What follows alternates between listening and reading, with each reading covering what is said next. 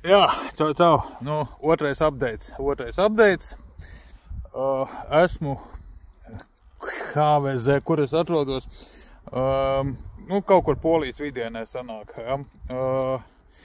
Nobrauc kārtējās 108 jūdzes šoreiz. Ielēju upu.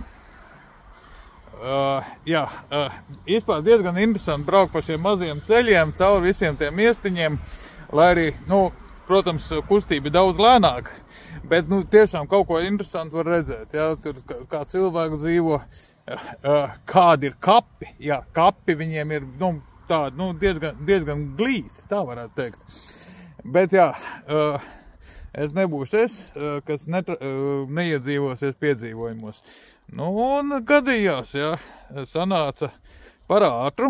Esmu jau vispār aizmirsis, kas tas ir, kas sēž, praktiski ne krūmos, bet mazliet aiz krūmiem sēž ekipāži un ar rokas šito te radaru paņēma priekšā.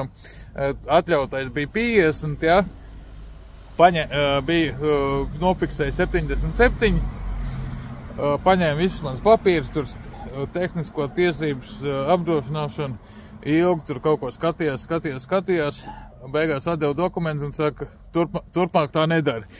Īsāk sakot, pakratīja ar pirkstu, bet man šķiet tā, ja es būtu bijis vēl drusciņā ātrāk, tad jau sodiņš būtu kaut kāds 400 zloti, kas laikam 88 eiro.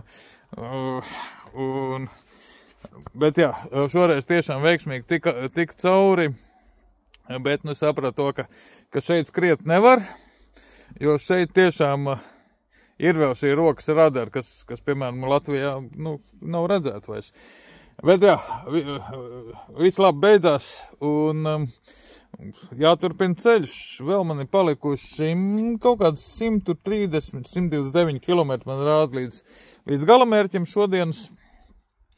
Un tad jau varēšu atpūsties un jau gatavot maršrutu rītdienai. Rīt būs arī interesantāk, jo tur būs jau bišķiņ cita vide, kalni un vispārējais. Bet, jā. Vēl kas interesanti. Es biju spiests apstāties uzvilkt jaku, lai cik dīvaini tas nebūtu, braucot uz dienvidiem, sāk palikt vēsāks. Un man sāk pat salt, ja, un tad, jā, apstājos uzvilku jaku un brauc tagad ar jaku. Jā, čau visiem, lai jauka diena, atlikusie dienas daļa, un tiekamies vēlāk.